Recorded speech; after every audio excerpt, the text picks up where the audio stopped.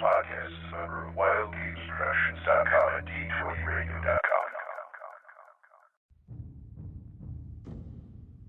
Between the time when wargamers played with chainmail and the rise of the wizards of the coast, there was an age of gamers. And unto this, Gygax, destined to bear the crown jewel of TSR upon a troubled brow, to show you all how to roll for initiative. Roll for Initiative Podcast, Volume Number 2, Issue Number 93. DM Vince sitting here alongside DM Matt. Hello, everyone. DM Will. What's up? And our one Blackstone. What?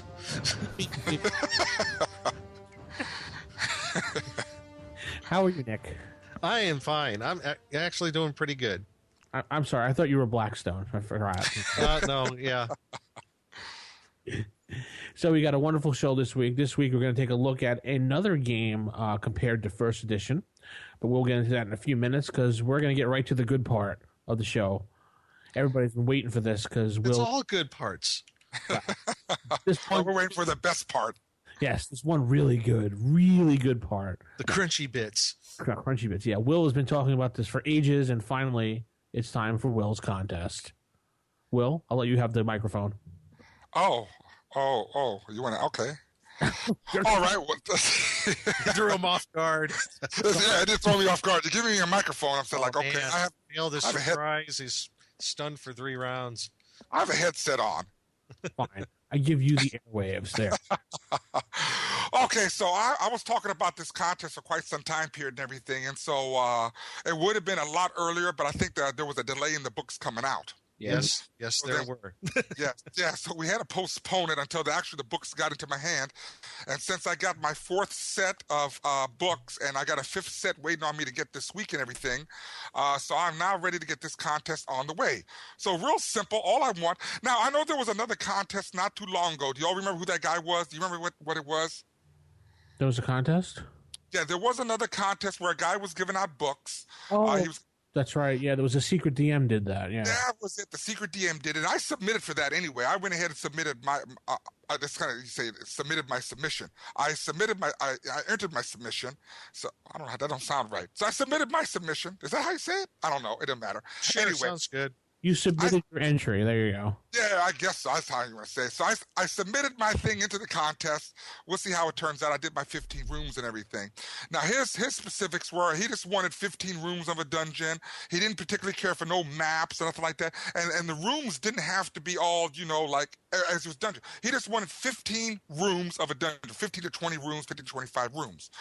And so I don't know. I guess they was going to, go through it later on and pick out those rooms they liked and make up some type of an adventure later on or something. But anyway, whichever person submitted, the best one, they're going to give those 3 books. Well, mine's going to be a little different than that. Mine's going to have a theme to it because I'm real particular about themes. Since we're going into the Halloween time period, I want a scary theme. I want a horror theme.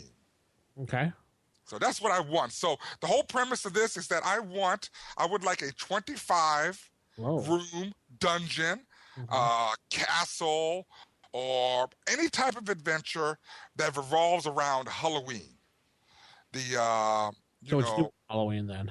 So yeah, I mean, with Halloween, I mean, it doesn't have. I mean, I want it to be scary. I don't want anything to do with Mickey Mouse running around or any of that weird stuff or Alice in Wonderland stuff. No. I want a horror themed adventure, an actual adventure someone can play, from start to beginning. And I want the whole thing. I want the rooms well done. I like box text. I know you don't like that, Vince, but I like box text. There's a reason why I like box text. Well, anybody in the WGPRN family can't qualify for this contest anyway, so. Yeah, I know, but someone say that I like Vince. I don't like box text either. Well, I want box text. So okay, fine. I don't care. I'm just giving you a hard time. And we do have. I got the submissions for Dungeon Magazine. And now I want this in first edition rules, first edition only, not second edition, not 3.5, not Pathfinder, not fourth edition. I don't want no other edition. I want first edition. This is a first edition podcast. I want this adventure to be done in first edition rules and everything. And I want full stat blocks. I don't want someone putting down orc, AC 7, hit points 3, damage 1 to 6. No. You want it done like how it's done in an actual module. I want them done exactly the way first edition modules are done. So, and the reason I wanted to submit, show the dungeon submissions is that they give some very good hints on what not to do. The same old cliche stuff and everything. So again, the theme is to revolve around Halloween. So make it a scary one. Have some scary monsters. Undead, primo, that would be awesome. But it doesn't have to be undead. You can even use the Fiend folder and use like the Adherer. You know what the Adherer looks like, right? Oh yeah. It looks like a mummy. What if it was like a vampire Mickey Mouse? Is that okay? Nah, I guess that. You want me to hold him down and beat him? No, Mickey Mouse needs to be a necromancer. Okay, no, Mickey Mouse is the devil. You remove the ears, you'll find horns. No, now we can't use him now because none of that diabolical. But no, anything that revolves around like I said, a Halloween theme. It could be however you want to do it and everything, just as long as it has a Halloween theme to it and everything. Like I said, how many rooms? I said 25 rooms, right? That's correct. Yes, 25 rooms. Well, that's what I want. What's the due date for this? The cutoff date to send handies in? Well, what is today's date? Today's 16th? Something like that. Yeah. It's my mind. Well, today's date and the release date will be two different things. So the release date would be more like 21st, 22nd. So 16 is today. The 16th of October is 1 month. Okay, then, Godot. All submissions are due by November 1st. Okay. Also after Halloween, then. Okay. After Halloween, because we had to wait till the books come out at the same time. I had to wait until I get another copy before I could actually do this. Now that I got my fourth copy, my fifth copy waiting for me, I can now do it. So that's why it took so long. But that's okay. That's perfect because it's still the fall time period and everything. It's still good. All right. So November 1st, 2012, midnight is when the entries are due. By anything after then will no longer be accepted. We will want 25 rooms in a themed dungeon or castle or just basically a themed module. It's going to be spooky. And we'll put the link in the show notes where you could find the PDF he's talking about of the rule for examples. Right. It has to be done in first edition, and the prize is a set of the collector's edition, first edition reprints, courtesy of Will, mailed to you free of charge if you win the contest. Bonus points if you put in Count Blickenhouse. No, there's no bonus. No, Darn. don't do that.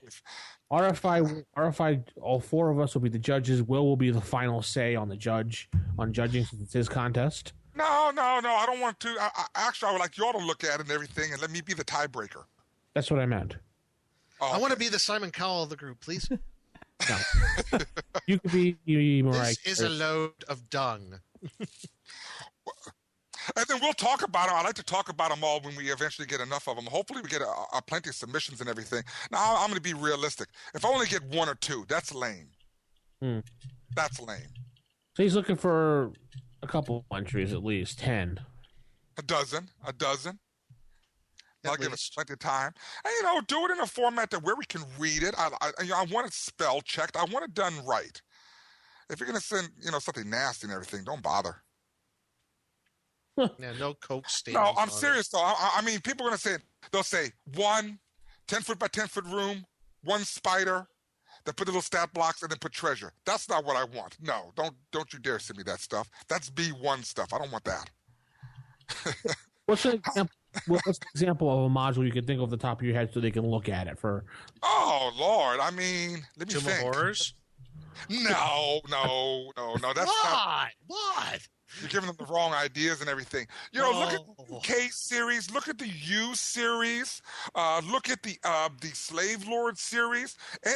The I series. Huh? Ravenloft would be good. Yeah, any of those series, they show you how to do a room description.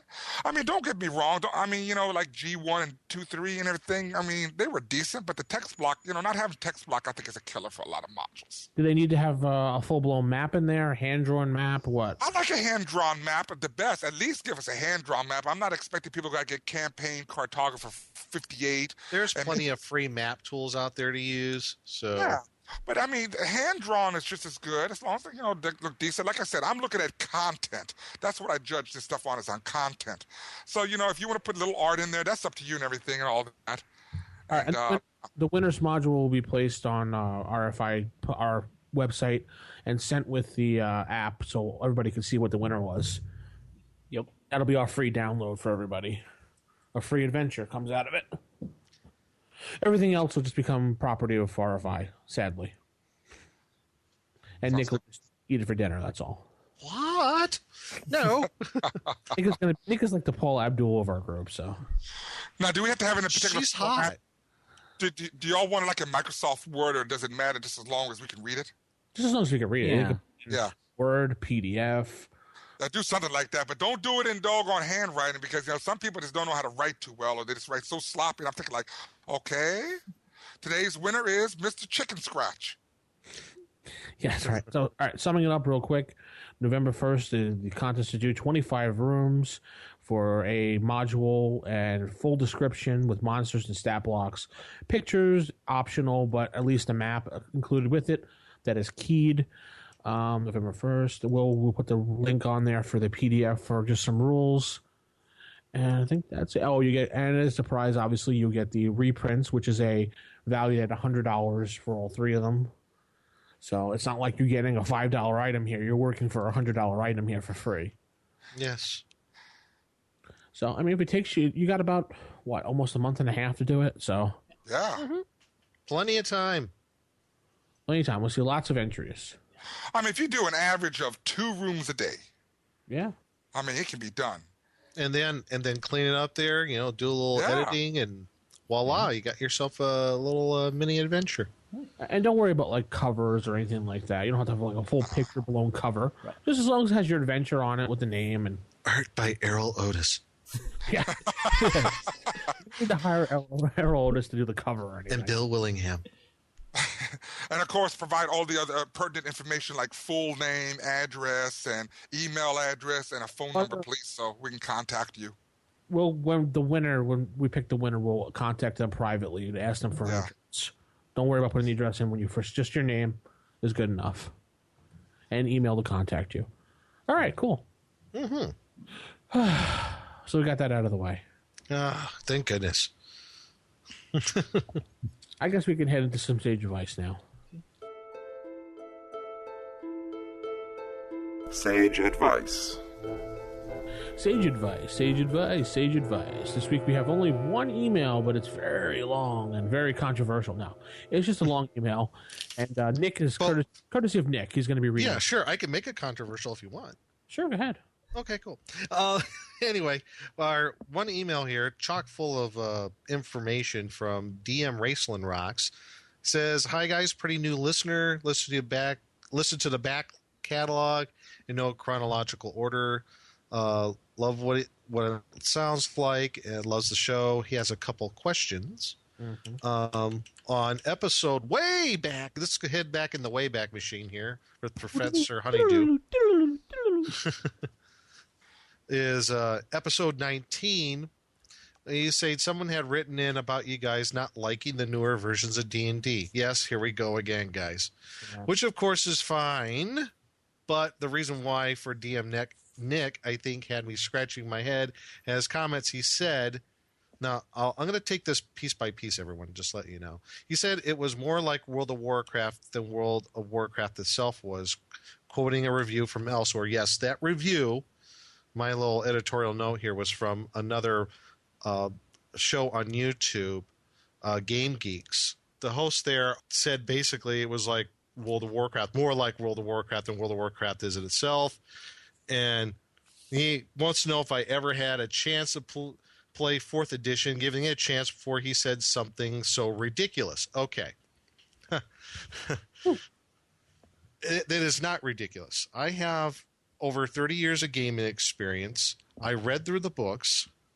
I have read through it extensively, and from my opinion, it is patterned after a multi-player online role-playing game. That's just by going through the rule books and reading them and seeing how it's all laid out with the different character classes and the feats and how things like recharge over time, and even fighters can heal apparently now. So that's where my opinion is coming from. I don't necessarily have to play the game to understand how it works because of my background in gaming. Even though our writer here said he only played World of Warcraft for a 10-day free trial they had, but I don't see how 4E can relate to it anyway. Can we get a better explanation? Well, you just did. And the argument that you're saying that it's just the easy, popular answer for people who don't really have an answer. Well, that is my answer.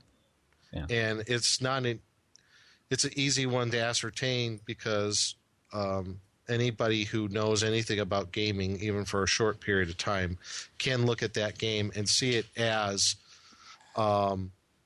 it plays like an online role-playing game. That's how it is.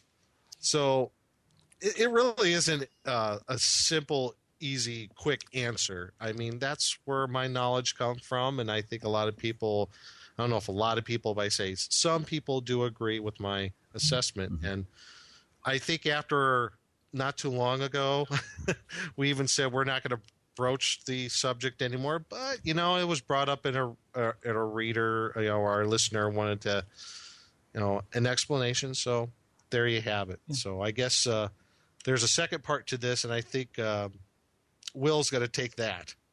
Yeah, I'm gonna talk about your part though first for a second. All right, no, I ain't mad. Now I'm just having fun and everything.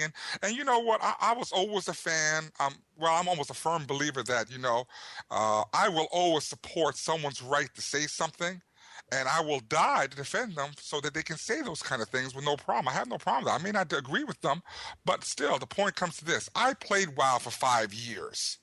Mm-hmm. I played WoW for 5 years. I saw 4th edition. I ran 4th edition for 2 years and 3 months when I was stationed down there in Yuma, Arizona. Mm-hmm. And I just have to say that, true, is it WoW? No, it's not.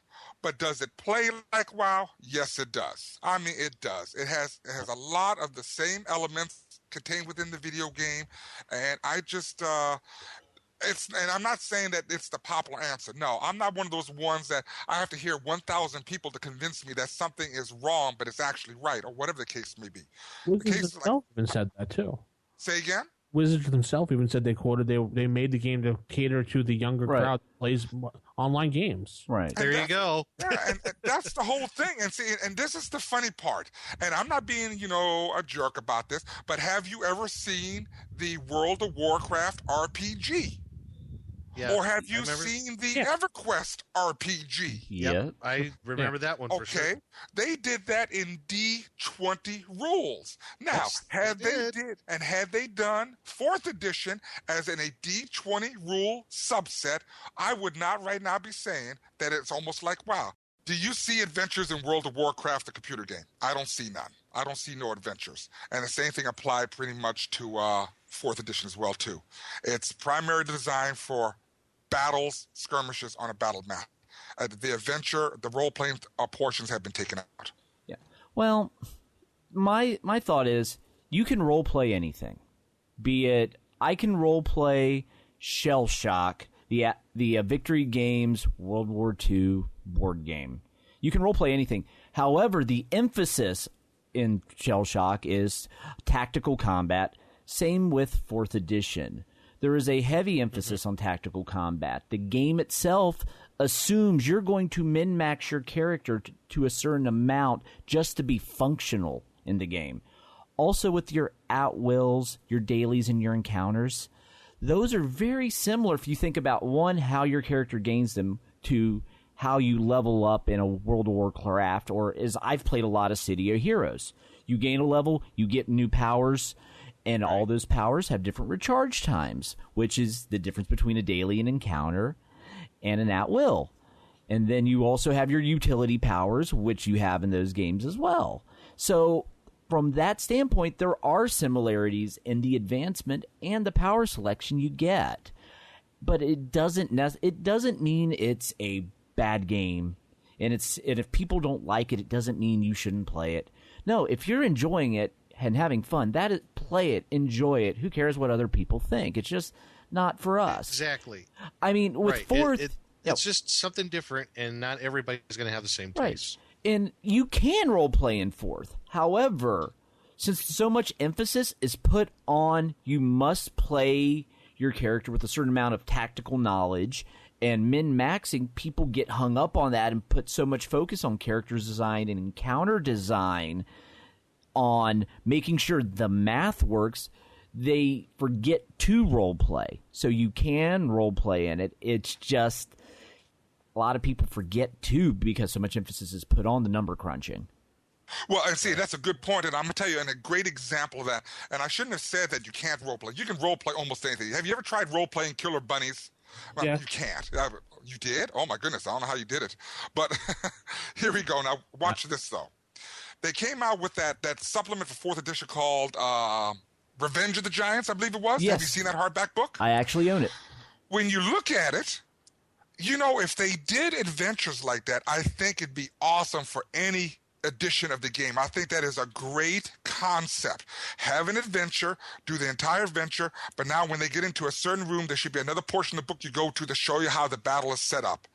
But again, that book is primarily designed for one thing, for skirmishes, the battles, miniatures, and that whole thing. And that's what the whole point of that whole book is, the majority of it. I mean, you can piece it together somewhat, or piecemeal it, I mean, to make the adventure. You know what you're supposed to do from the beginning, but it's, like I said, it's a conglomerate. It's a mixture. Right. But again, it's all focused just like on what Matt just said. Yeah. It's just doggone. It's just it's figuring out who do we need in the party, how to min-max the party so that you don't know what you're running into. Right. I mean, the game designers, they actually will say, we expect a party of this level to have so many magic items and so many pluses in addition to the stats their character has. They expect a certain party to have this. A lot of expectations were put on groups to have certain things. If you don't play that way and build an encounter as written, your entire group will fall apart. Yeah, and don't forget the card element too, the cards. Yeah, once they the went encounter cards. Yeah, once they went into Essentials and added the encounter cards. Then at that point you have to make that's more kind ways to get more money out of you. Right. And it's also something where it's like any other additional supplement like UA, you can just use the cards too. And if your entire group wants to, sure, more power to them. But you, as the DM, need to decide, am I going to allow this or am I not? Because you cannot have a group where some players are and some players aren't. It will unbalance your game entirely. But that same goes for, like, I just started a Ravenloft campaign for my home group. If some players were using UA and some weren't, that would just unbalance my game. Certain players would be performing much better than others. So I just went straight player's handbook. So you can role play in it. It's not a bad system. I played some fourth, and the most fun I had was when I played it as a dungeon delve, basically a tactical miniatures game. When I went into it with a tactical miniatures game approach, I really enjoyed it. But as for a role-playing system, I don't need role-playing in my tactical miniatures game, and I don't need tactical miniatures in my role-playing game. There it goes. And just a quick reminder. My peanut butter. Exactly. Take a look at what are those 3 board games that Wizard of the Coast came out with? The Legend of Dritz, the Castle Ravenloft, and Wrath of Ashalon. Okay. Actually, Castle Ravenloft was actually kind of fun. All 3 games are decent, and again, but they're based on 4th edition. And now they just released some new supplements out, these new skirmish battle boxes. Right, Dungeon Command. the Dungeon Command, which make those compatible with those 3 board games, but I thought that was pretty cool. But again, if you ever played the Dungeon Command stuff, what are we playing? We're playing a skirmish game. Right. That's basically what it is. Right. It's Actually, someone made up rules for the Castle Ravenloft for first edition to play it in. If you go on the Wizards of the Coast forum, they have a whole link about it. Wow. Yeah, it was actually kind of cool. I was reading it. Yeah. So there you go. Okay. So are we ready for my portion? The second half email. Part 2 of the same email. Go ahead. Me? Now, how do you want it? Okay, well, it comes down to it. Who wrote this email again? This is one long email. DM Wrestling Rocks. Wrestling Rocks. Oh, he's a Dragonlance fan from forever. Yeah. Well, it says here, DM Will said that the Knights of Solamnia from Dragonlance have no code that they follow. Will seems like a very knowledgeable guy. Thank you. About what he's talking about, I do. And especially since Dragonlance has been mentioned before, even having both Margaret and Tracy on the show, I figured that someone would have been able to speak up and correct them. Oh, here we go. Someone's trying to correct me. Knights of Solamnia all have a code that every one of them follow. Yeah, I know that. They do. And I don't know, you might have mixed up something I was saying, or I may have not said what I meant to say. But the code that the Knights of Solamnia have are not the same code and ethics that Paladins and Cavaliers had, depending if you use the UA from first edition. I may have got my wires crossed and what have you, but when it comes to their code of ethics, it's nowhere near as strict or severe as the Paladins and the Cavaliers have to deal with in the first edition PHB on Unearthed Arcana, because with the Knights of Solamnia, I can't see them losing their abilities. Can anyone point out to where they can lose their abilities? How they can lose their abilities?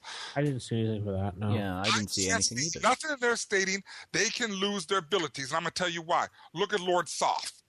Well, the only thing I can think of is if it says you have to be lawful good, so I assume if you lose your alignment, then you would lose the support of the group, not the powers. Right.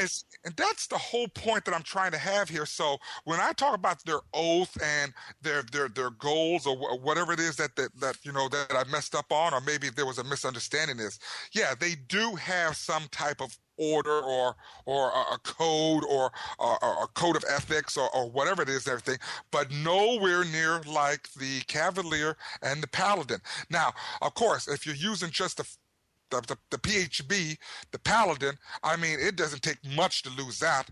Change of alignment, doing an evil deed. What is it? They can't have only so many magical items? Yeah, something like that. Yeah, it's similar to a Paladin in that respect. Typically a certain amount of things, yeah. They only have so many magical items, and it states specifically in there they can only have so many magical items. And there's a couple other things that they can't do. And the same thing applies with the Cavaliers when you look into the UA, I mean, and then that also applies to Paladins too as well. So that goes to my next portion here now.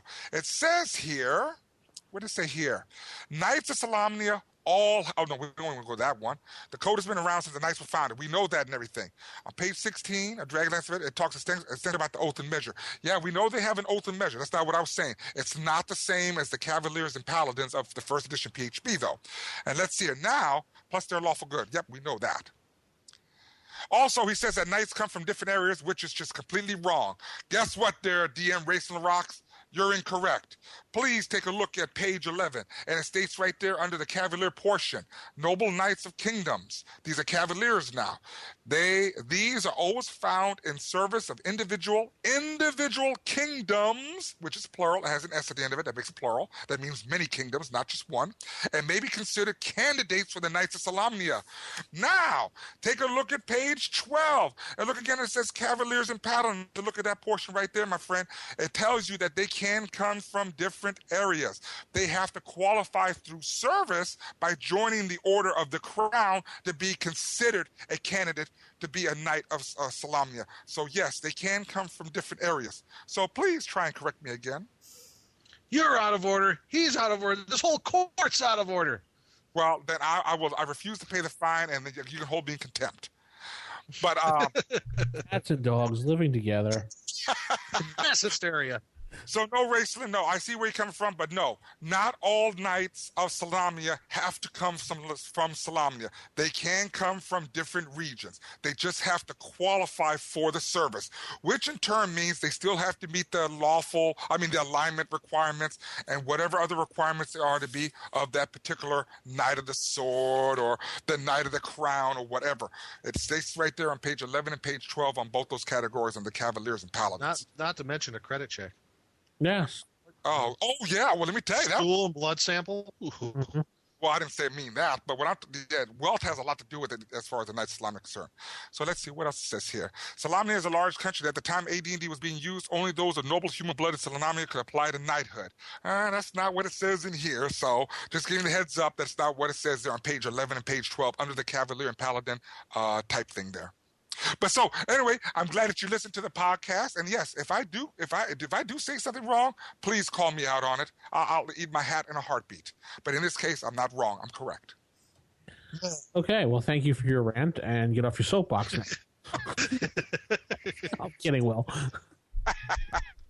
We're just having fun. Yes. And if you want to write in, that's rfistaff@gmail.com, or you can call us at 570-865-4210, the hotline. And that'll wrap up the Sage Advice this week. We'll head into some table manners. Typical. Of all the evil creatures in the world, I'd like to find one with table manners. What, are you kidding me? I spent years cultivating the worst table manners on the planet. Table manners. Okay, on today's Table Manners, we are going to be talking about the races and classes of Talislanta. That's how you pronounce it, right? Talislanta? That's how I've always pronounced it, yeah. Yeah, that's what it looks like to me. Well, let's see. Talislanta, whatever it is. I said it wrong. Tomato. I'm going to say it right, though, so people can look it up. So it is Talislanta. I say Talislanta, but I don't know why. Talislanta. Okay, and how do we look at this from a first edition perspective? Well, I'm going to tell you right now. I am not seeing a first edition perspective for 99.9% of the stuff that I was reading here of the product here. Okay, now let's talk about the classes. We all know what's in first edition AD&D. We know we have the fighter, we have the cleric, we have the thief, we have the magic user, we have the who am I missing? I'm missing somebody. The paladin, Ranger, the ranger, thief, assassin, monk. Oh yeah, the monk. See, Bard. the bard. Yeah, and then of course we have the psionicist. Or the Sonic character. I guess it's not really a character. But anyway, when it comes to the races, we know we have dwarves, elves, humans, gnomes, halflings, half-orcs. Am I forgetting anything? Half-elves. Well, half-elves. Elves, they all fall in the same thing, the whole tree. What else? I think I got them all. Anyway, so that's what we have in the PHB, the first edition PHB. Now, in Talislanta, you better get ready for this. I mean, there are a lot of races. And there are a lot of different types of character classes. Now, we was just talking earlier before we started the show and everything, and so I look at this stuff more as a second edition concept, more so than I see a first edition. Because to me, these are mostly kits. There are no kits in first edition. As far as second edition term, and this edition we're looking at, in case you folks out there are wondering, is the first edition of the game of Talislantia.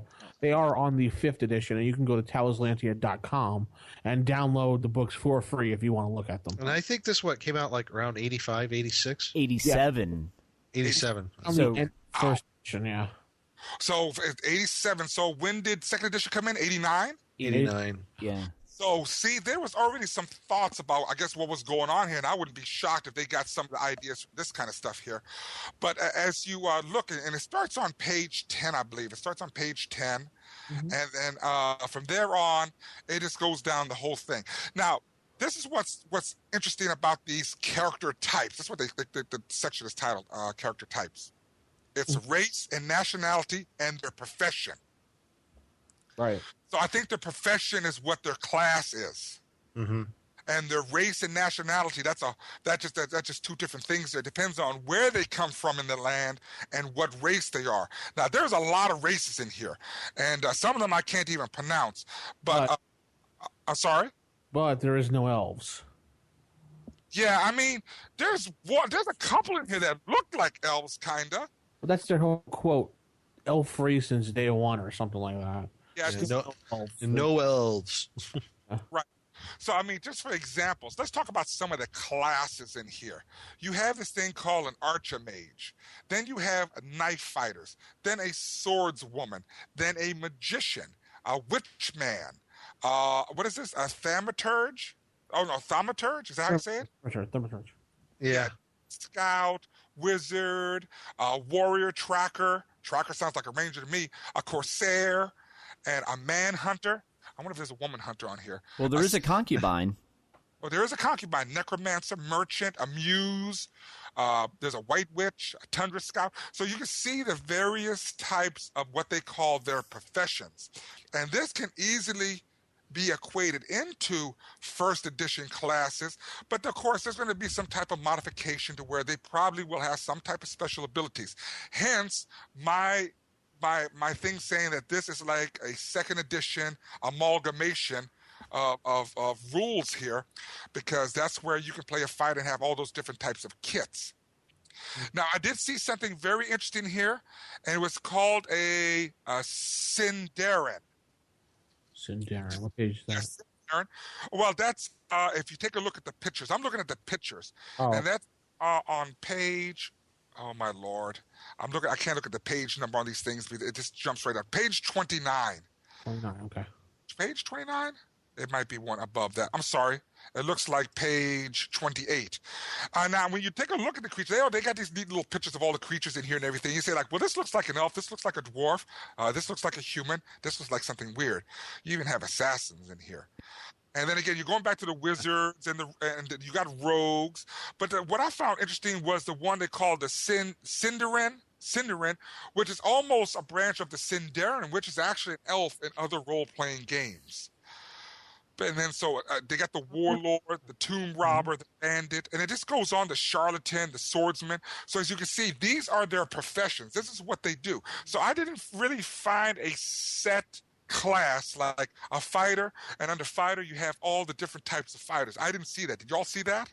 No, it's more race class as opposed to having two separate things. So that's almost like, basic regular D&D where, race is class. There, Sort of. Exactly. That's what I'm looking at this as something more similar to is from the classic side. Right. Now, what I found interesting was like the ice giant. One of them looks like a Gorn. Yeah. Yeah, there's a lot of them. On page 27, the Jaka Manhunter. That's Nightcrawler. Right. Look on page 27.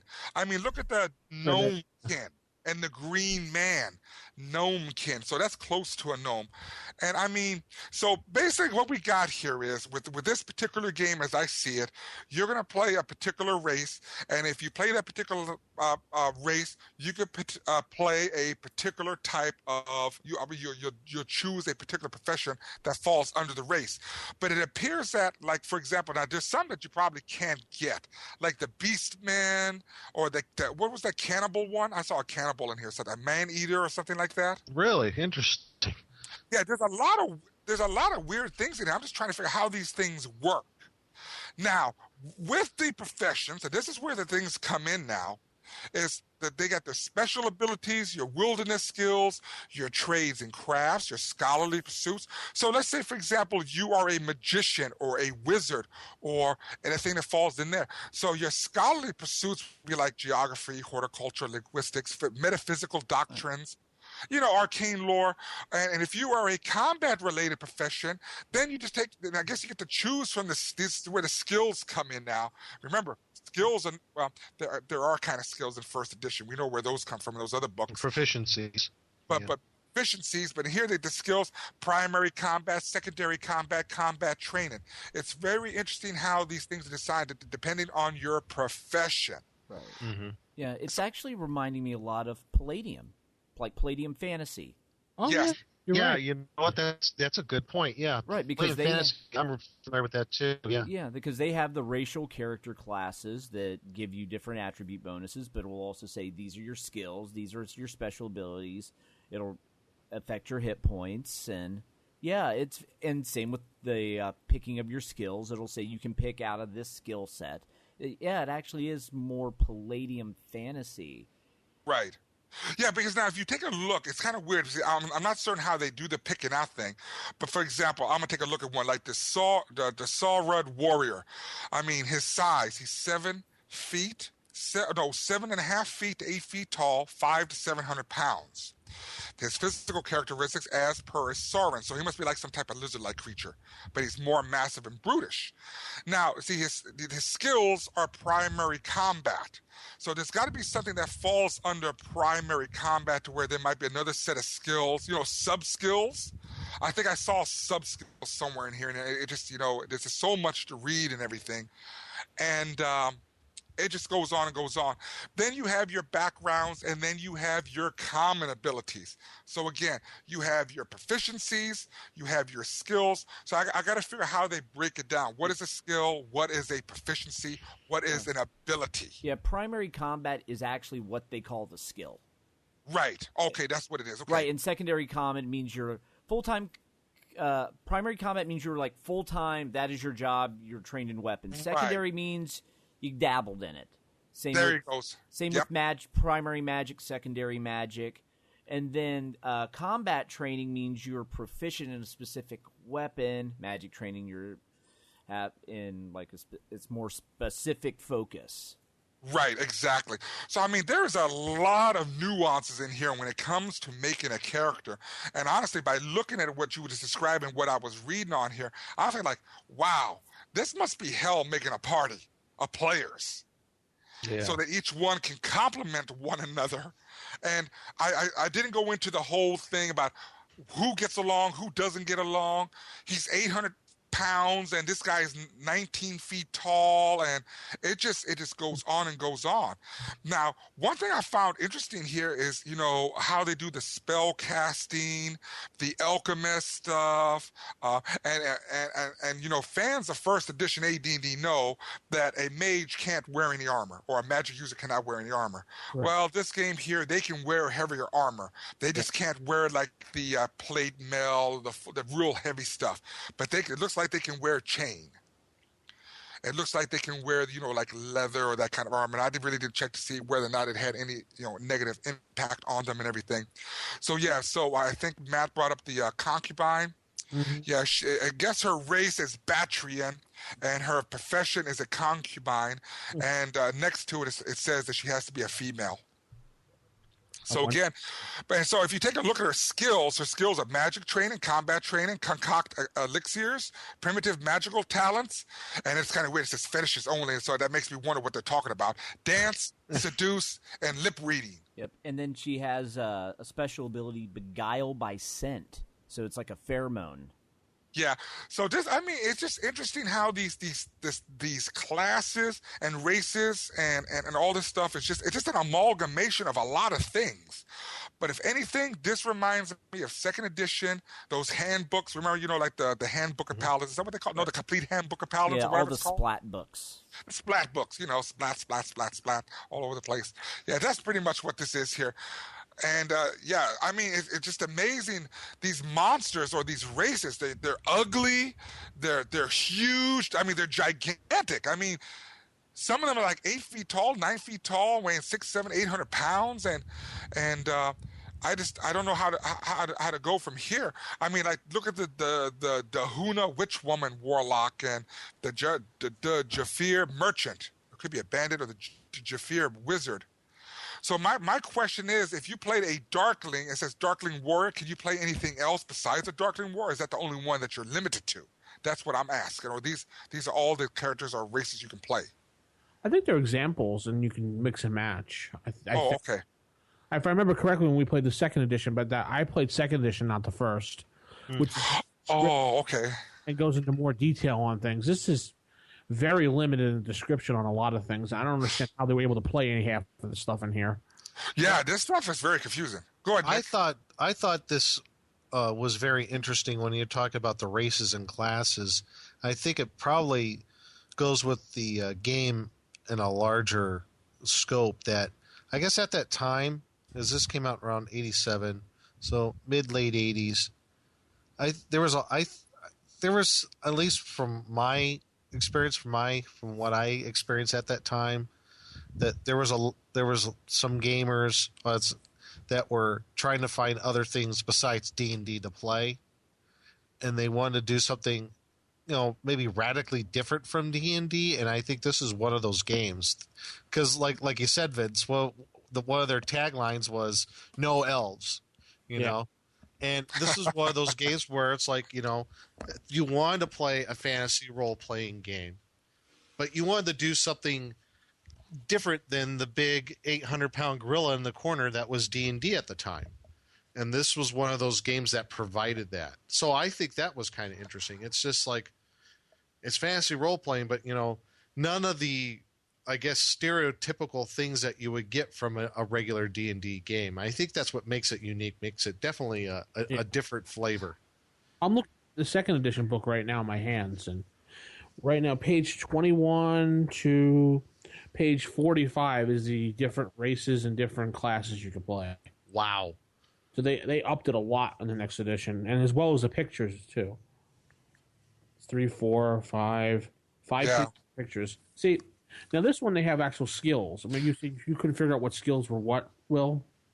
I'm sorry, say again? You said you couldn't figure out what were skills and what weren't skills? Yeah, it just looking at the stuff, I saw where it says there's skills and everything. It's just trying to, try and compare it to something else. It's just kind of weird how they got their stuff here. I mean, it just, if you have a profession, I guess you have skills that fall under that profession. It's just a number of things that I had issues with, understanding this. It basically, you pick your race, and then this one's more of an example because they'll have each race, and each race has a different type of class allowed to play with it. Okay. So I'm looking at it. The first one, the Amamanian warrior. He could be an archmage, warrior priest, regular warrior. It goes on to being a botmancer, mystic, things like that. So they give you a little more example in the second. I guess they cleaned it up a lot in the second edition. The book yeah. See, that makes sense because in the first edition, it stated specifically that they offer several dozen archetypes, which this is what we're dealing with, and they expanded them to over, a couple hundred later on. But it says here that each represents an adventuring personality particular to a certain culture with such colorful names, and the Cimmerillion rogue magician, or the Jaka beastmaster, or the Mandela mystic warrior. And I guess that these are like your starting characters. This is what a person gets, and now play the game. Okay. And even states later, if you take a look at some of the descriptions on this, they said that there was little attempt was made to balance the archetypes, and many were clearly more or less powerful than others. So it's kind of weird how it did this. And they said it got better like in the 5th edition or something. People argue right now, I was reading on their site about 4th and 5th. People go back and forth which one's the superior edition. So they have their own edition wars as well. So. But I was just reading here a little bit as I was reading to the background of it. They said that this setting is more akin to the Dying Earth novel series by Jack Vance. So that explains the strangeness behind some of the weird things. Okay, that kind of clears it up a little now. That kind of makes sense then. Wasn't a lot of stuff that Gary took based off of Jack Vance's works?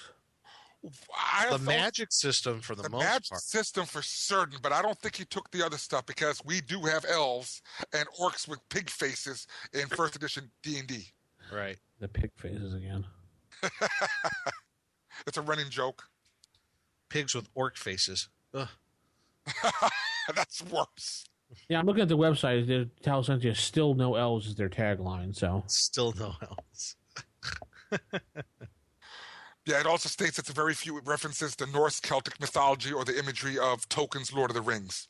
And it bases mostly on Jack Vance's works. So, I mean, like I said, interesting concept. Like I said, they do have races, if you want to call it that. And they do have professions, which are pretty much your classes. Right. And they have a system. Yeah, like I said, I think what you're talking about, like it's more based off the Dying Earth series of books. It's more of a weird fantasy kind of thing than you're getting more into realms, like you said, of Vance. And I'm also thinking, remember that, what was that one movie that was an animated film, Fantastic Planet? You ever heard of that one? It was a weird French animated film. It's just bizarre. And Yeah, just stuff like that. It sounds like really weird, kind of off the base stuff, but interesting. It's different, and that's good because not everybody wants to play something like D&D. They want something a little bit more weird. Or if you want to just like take a break from something like that, it's like, hey, let's do something like this. This is a little bit more, a little bit more off the deep end. So let's give it a go. So I'm really cool with that. So what I found interesting is that they have one novel that was ever made for Talislanta, and it was put out by Wizards of the Coast. no kidding.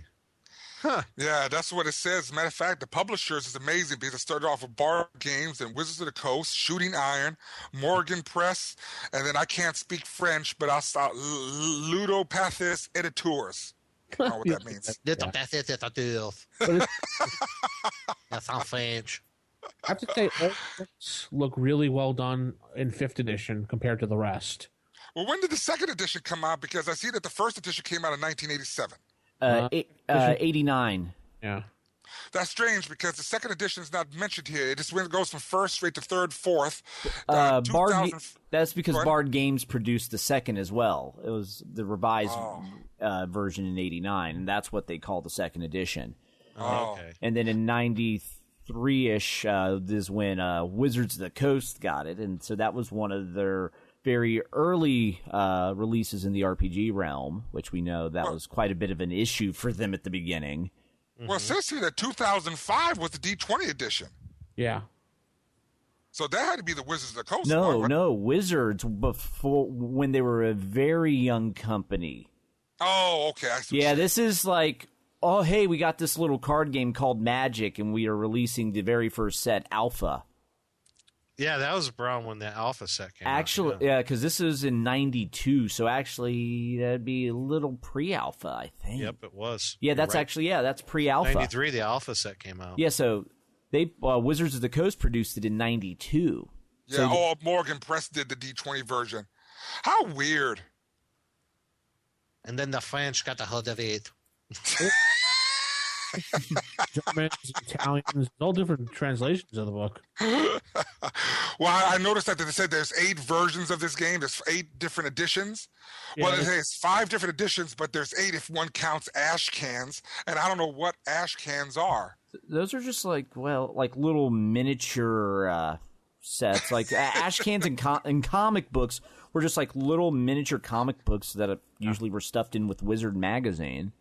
Wow. Well, I just like the synonym for it. It's a wastebasket, trash can, or other garbage receptacle. So I'm wondering if they did well on those. Oh, the anniversary edition right here. I'm looking is considered one of the ash can editions. That's just hilarious. Call them Alrighty then. It's 5 by 8 as opposed by 8 by 11. That's the difference. Oh, they were just smaller, huh? Mm-hmm. Actually, Well, like the little folio books, like the original Little Brown books in a way. I'm looking at it. It says never released. What was Maybe it's very controversial. It wasn't released. you said 5 by 8? Yeah, 5 by 8. Oh, that sounds like they're like as small as little Archie books or those little, those old little comic Right. thing. Yeah. Okay. The term ash cans actually originated from in like the golden age of comic books when companies wanted to keep their trademarks in use. So they would release these little throwaway comics just so they had something active so they could keep their trademarks. Otherwise, if you don't use it enough, it'll expire. So okay. Yeah. I did not know that, Matt. That was weird, wild Stuff. stuff. Edition 5th. They got the player's guide, which is beautiful, a beautiful cover to it. The Game Master Guide, same thing. History of the World, the Menagerie. Is that History of the World Part 1? I love that movie. They have The Inquisition. What a show. they have cardstock minis if you want. So they went all out in 5th edition, which came out in 2005. Oh. Well, some of it came out in 2005. The rest of it came out in 2006 and 7. Yeah, okay. And they have Edition Wars too. That's cool. Yeah, they do. They even listed on the website, people fight over 4th and 5th. Well, they can fight over this game all they want. They can have it all. I'll just watch and eat popcorn from the side. All right. Sounds wonderful. So does that pretty much wrap up the segment, Will? Oh yeah, I mean, there's only so much you can cover on this strange menagerie of creatures and races and professions. Just a little taste. I guess we'll head into our next segment. Explain a little bit more about it. So let's go. You think I'm mad? Perhaps I am. What are you, a wizard, a genius? Darn. A perfectly good brain wasted. Game mechanics. Okay, folks, now we're going to game mechanics, kind of going with our Talislanta theme for our show this week. And now I will focus in on combat in the Talislanta game and how it's either similar or different to AD&D, and just a little bit about it. Kind of going on with what Will said earlier, the combat is based off of a combat rating that you get from your ability scores, and that's amalgamation of your strength, dexterity, and speed. You take those 3 scores, you divide them by 3, and that is your combat rating. Now that can be modified through various ways, and like I would say with what Will said was, it's different types of what your combat, your proficiency, I guess, would be in combat. You can improve your combat rating by having either primary combat skill, secondary combat, or just combat training. Now, if you have primary combat, that increases your combat rating by 1 per level of your ability gained. Secondary is every 2 levels. You can increase your combat rating. But if you just have basic combat training, I guess like a wizard out of Talislanta, probably only every 4 levels. So, procedures for combat are actually really, really easy. You take the combat rating of both opponents. You take the difference in the ratings, apply as a modifier, and the higher rated opponent will attack as an advantage. The lower rated opponent will attack as a disadvantage. So there is a chart that you will eventually consult. There's also speed ratings, basically determines who has initiative. The higher speed rating goes first. So to simulate the actual attack, though, you roll a d20 in the combat column of the action table, and it's just a simple itty bitty little table that is on near the back of the book. So you take all your little modifiers together, and it's just one little chart. And depending on your roll, if it's combat, if you roll, there's a possibility with all your modifiers you could get 0 or less. Then there's a mishap. 1 to 5 is a miss. 6 to 10 is a hit, but only half damage. 11 to 20 is a hit, full damage. 21 or more, so we're taking in, again, our modifiers into consideration, is hit plus intent. So I guess what that means is, like I said, you announced what you were going to do. I'm going to hit him, and I'm going to try to cut his arm off. So if you rolled like a 20 plus your modifier was 2, so a 22, yes, you did hit him and cut off his arm. So, so your intent was cutting off his arm? Yeah, that happened. So I find it interesting on the action table that it's not just a hit or miss, but you have basically figured into the table, you have criticals, you have fumbles, but also you have half damage. Mm-hmm. Maybe you just hit them, but not as much. You didn't hurt them as much. And even one thing I also found interesting on this is the combat mishap table. If you do a mishap, it's a pretty interesting fumble table. Attacker off balance, defender gets a free move. Attacker weapon is damaged, cannot be used. Attacker slips, falls in a random direction. You can injure yourself. You can, or worst, you basically knock yourself unconscious for up to 20 minutes. So, but here's another thing about this action table. It's not just used for combat. It's used for magic, and I think we're going to probably touch about that in the next segment too, right? Yes. But it's like one table for combat, magic, and determining success or failures for a skill order or tribute, which I found rather interesting. So they try to, really streamline it, make it very easy for people. Now, like I said, there's modifiers, and those are for enchanted weapons can do modifiers to your attack. Actually, in that respect, it's very almost exactly like D&D. Whatever plus adds a bonus to your attacking on your action table. Also does bonuses to your damage. Also, the same thing with armor and your protection. That aids in your defense.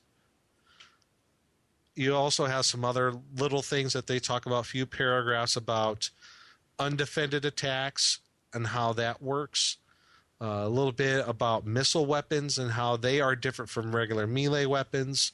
And I found the list of missile weapons very interesting because in this game you can have a flamethrower. So, I'm sure it's a very primitive flamethrower, but yeah, you can have flamethrowers in this game. But they break it down to ballistas, blowguns, catapults, your dart thrower, the Vardoon dart thrower, the Urag flamethrower, the Oceanish flange bow, whatever that is. I do like it that there are, based upon, I guess, either the races or the nation has a particular weapon associated with it. That adds a certain flavor to the game. I think is kind of cool. There are also other things as far as combat's concerned that you could do. If you want to read into it, they talk about what happens in a retreat.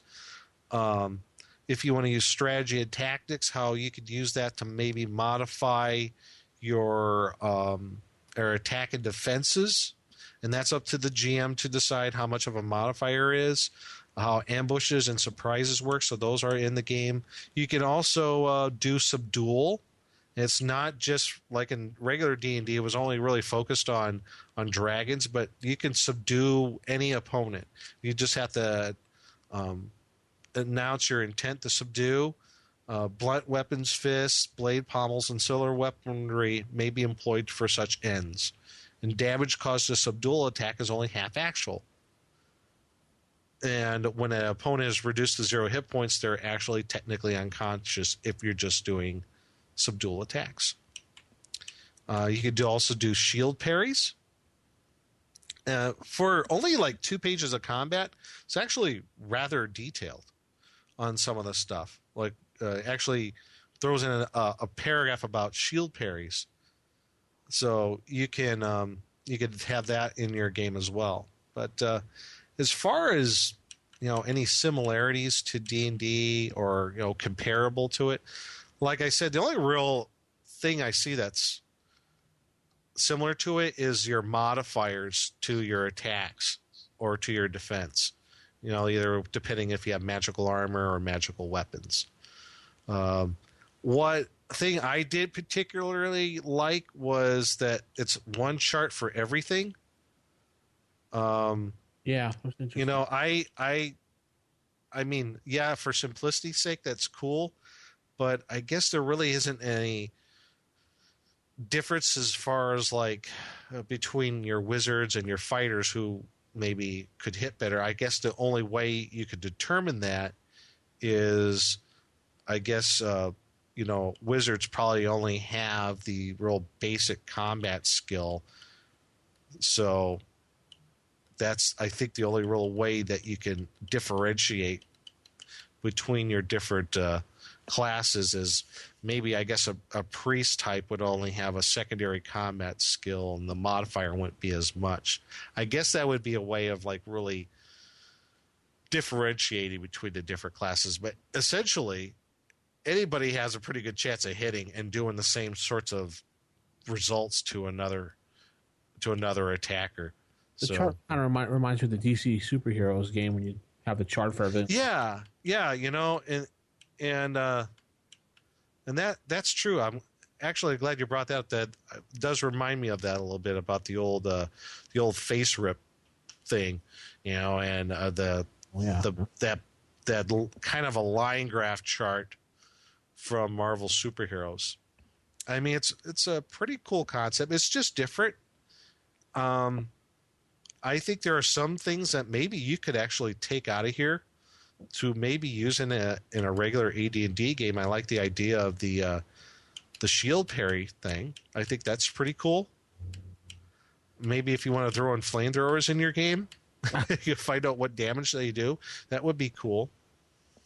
But I thought it was interesting also from I don't know if maybe from a historical gaming perspective, the history of the RPG game, that actually in the chart that they incorporate crits and fumbles into the actual chart itself. And this is the first time I ever saw something like that. So that's pretty much how combat is in a nutshell within the Talislanta game. So not much to it. Yeah. It's very simple in first edition, yeah. Mm-hmm. I guess in that way it would make it rather quick. It's a really fast and dirty when it comes to combat in this game. I could see that. Well, you're more likely to hit. You're just doing less damage. Because when I first reading this, I'm like, that half damage, that could actually extend combat quite a bit if you keep, especially if you're fighting something that had high defense. So the modifiers were heavily against you. You would just be doing half damage, half damage, half damage. And we know how long in first edition when you're doing combat with creatures that take like half damage from your monsters go. Mm-hmm. So I could see it actually kind of extending things. I think that's why you have to have that critical hit. Mm-hmm. Otherwise, I could see it becoming quite tedious if the best you could do is, I do half damage repeatedly. Right. But I guess, I don't know. I mean, what are the chances of just doing half damage? It is, let me pull that. It's half damage if you roll 6 to 10. Right. So 25% chance if assuming no modifiers. Yeah. So yeah, I guess you would have to put in stuff like that hit plus intent, which is like your critical. Right. So I like the idea of the half damage though. That's kind of cool. Yeah, you know what? I kind of do too. I think it's an interesting concept because even though you're going to hit somebody, the damage that you're going to do might not be as great. Right. Yeah, I mean, it makes sense, and it does make for a different game. Just looking at the chart, though, you miss on a 1 to 5, half damage 6 to 10, and 11 through 20 is a hit. So 75% of the time, with no modifiers, you're hitting. Yeah. So in that way, it actually does speed things up. It's just a different way of going about it.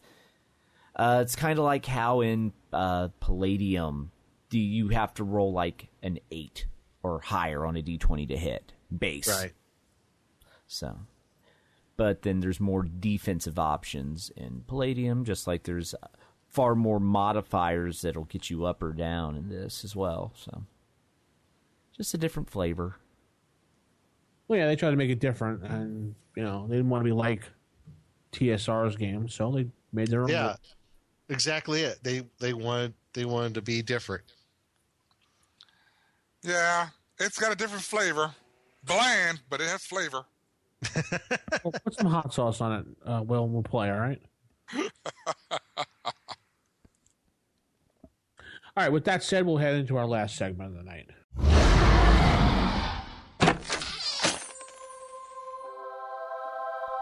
The Dragon's Horde. And now the Dragon's Horde, we're actually going to talk about the magic in more detail, and we're also going to talk about the money used as well. But because we'll just hit the money quick first, because the money, every race and country has their own money, and unlike in D&D where a gold is worth a gold no matter where you go, sometimes your money will be worthless depending on which country you're in. So basically it has exchange rates. And depending on the material or the design, it may be worth more or less. In some places you'll find the money's worthless, and at the same time in another country If you went there, it'll be worth 2 or 3 times its base value in its home country. That stinks, because if you come from one of those primitive places where, they value, shells and other kind of things, and you go to this other place and they say, you giving us 1,000 shells and you want a gold? I don't think so. Right. Yes. Yeah, it does kind of make sense, because if you just think of it in a D&D mindset, when you go into a dungeon that's supposedly been sealed for thousands of years, why would the gold coins you find in said dungeon be the same as the gold coins currently being used, and why would people treat them the same? Wouldn't they be worth more?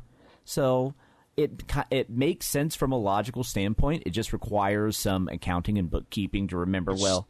A DM does not want to do. The last thing I want to do is make a huge, massive socioeconomic chart of my campaign world. Oh my God, I would blow my brains out before I'd even do that. And sadly, that's how it is listed in the book between regions in the campaign. So you have to kind of figure things out where the players are for whatever gold works or whatever copper. Or one of them is a wafer.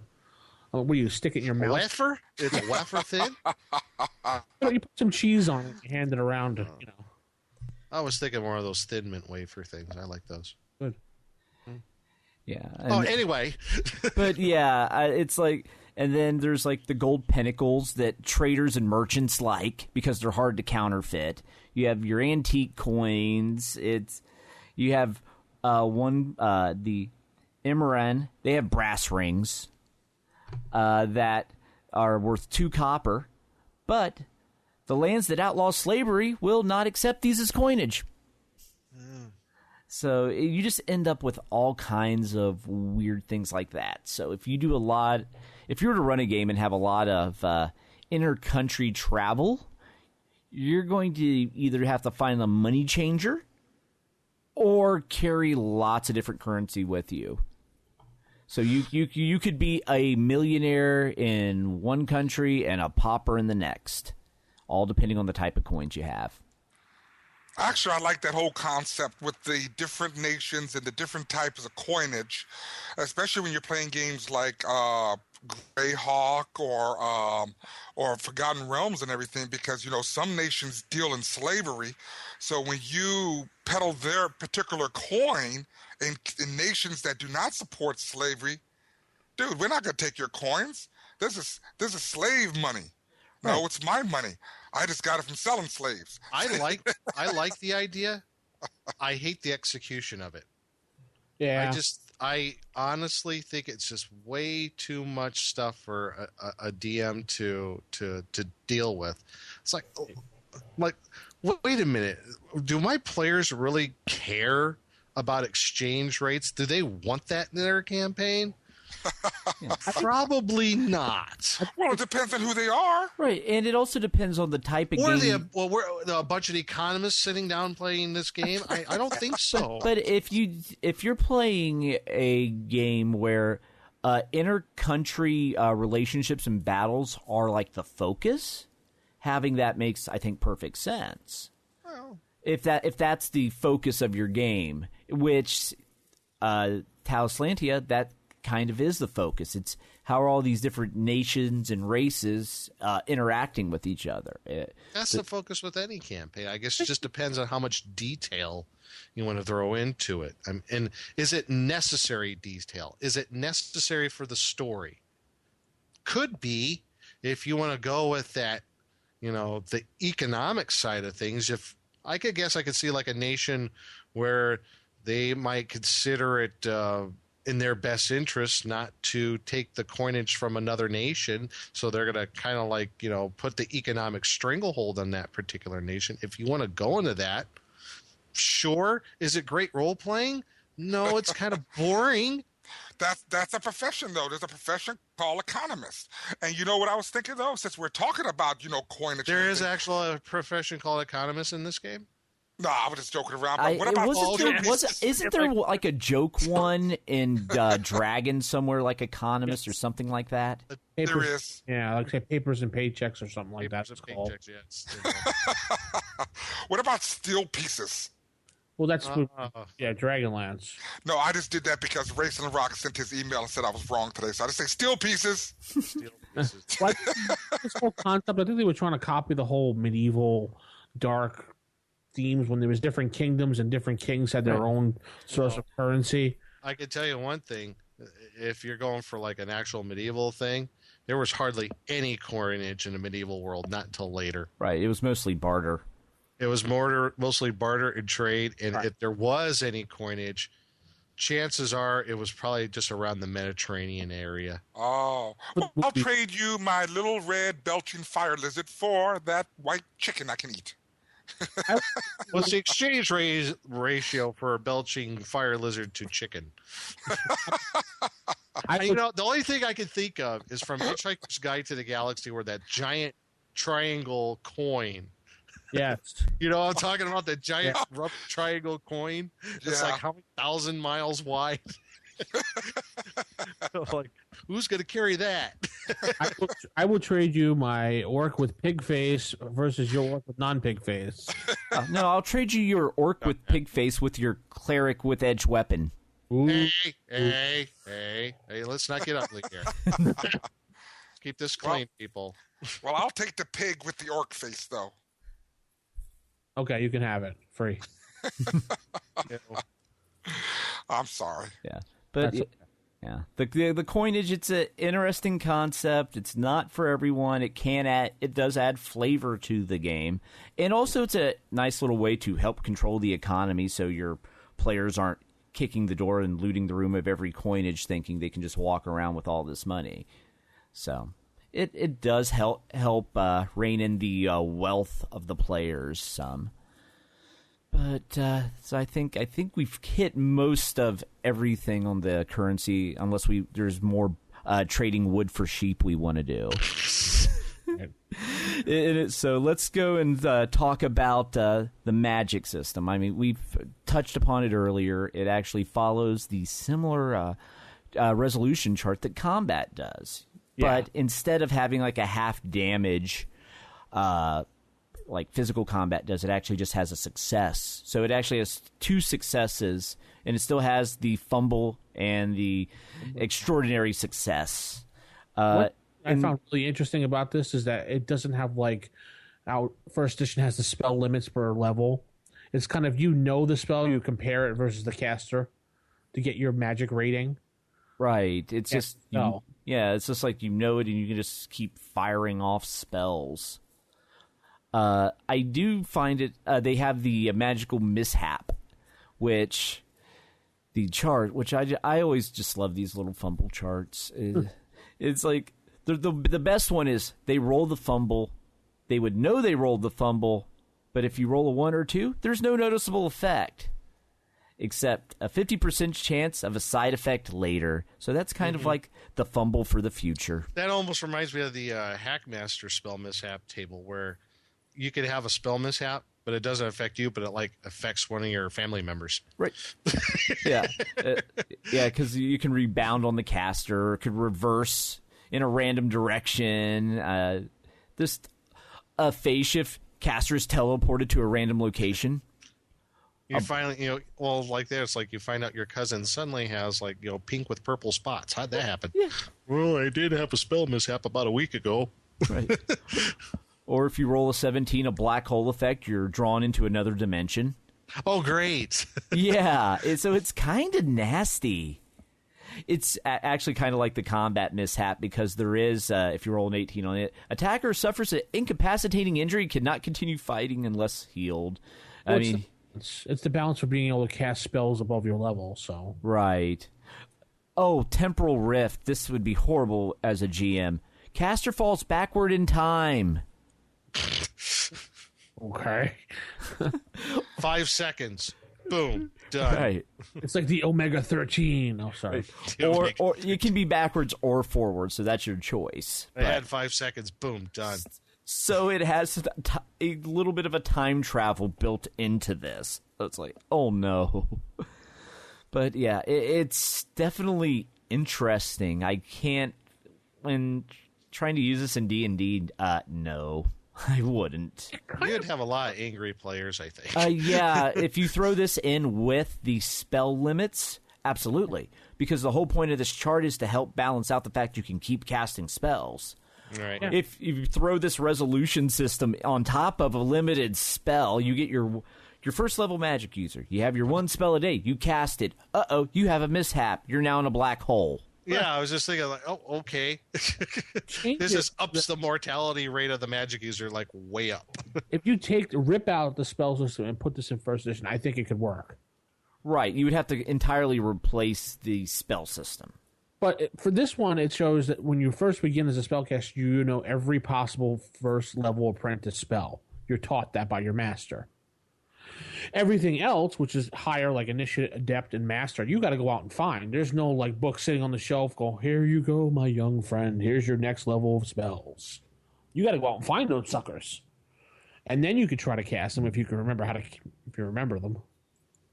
Because you can cast from memory, you can cast from a written work, or a magical item. And I know casting from, if I remember correctly, I'm scrolling down to find out if casting from memory is instantaneous, but casting from an actual work case, was it 4 rounds? No, it says 3 rounds here. It was 4 rounds in second edition. Yeah. When we played it. So you can cast from an actual work and it'll take 3 rounds for it to actually go off. So I guess that's just the, because I know when you do off a scroll, it doesn't usually take that long, but here it takes 3 rounds. So yeah, I guess they figured it's going to take you some time to actually read it, where if you're casting it from memory, it's just kind of an instantaneous discharge of the energy already built up. What I also find interesting is that you also... What if you prematurely discharge that energy? Nick. Oh, sorry.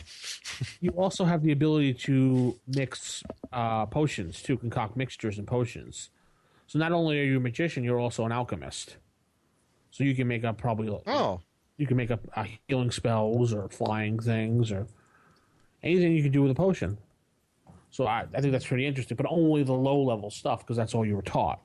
You have to find books to teach you how to do things in higher levels.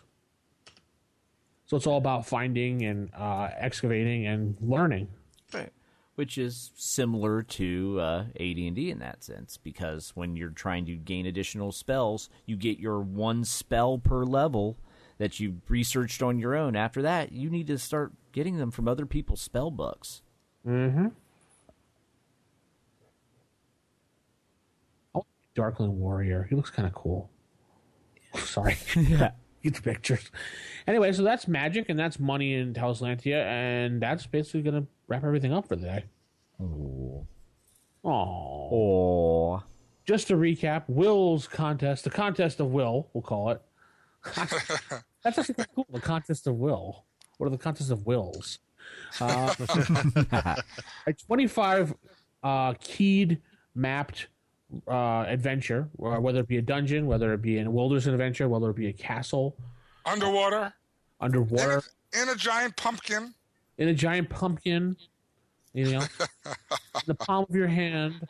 It doesn't matter as long as it's first edition rules. We'll put the link up for some examples he was talking about writing dungeon crawls and things like that. Oh, speaking of dungeon crawls, before I forget, yes. I had the first session with the kiddies yesterday. Oh, okay. Well, we finish this up and you can talk all about it.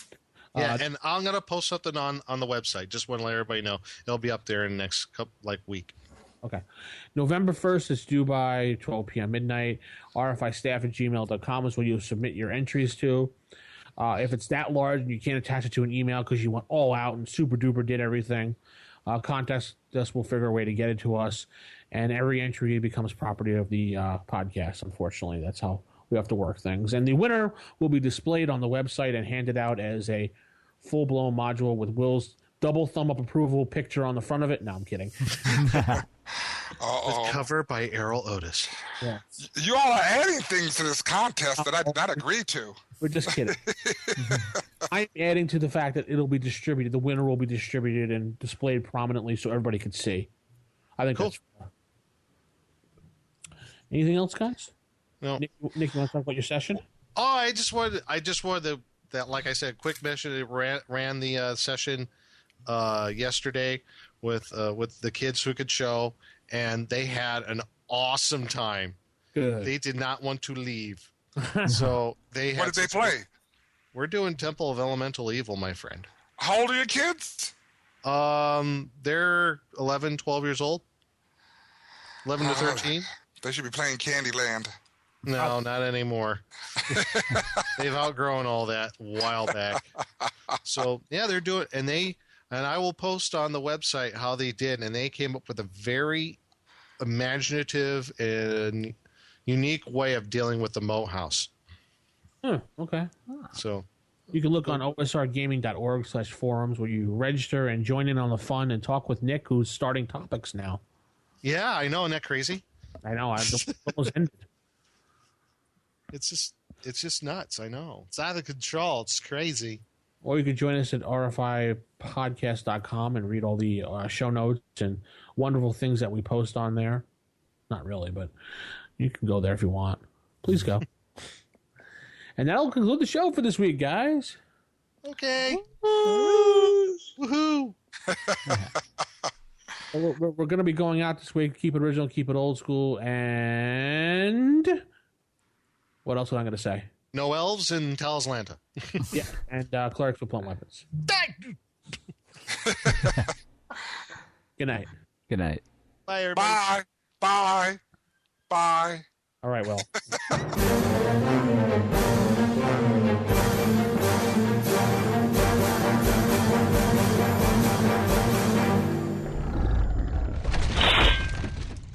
Roll for initiative.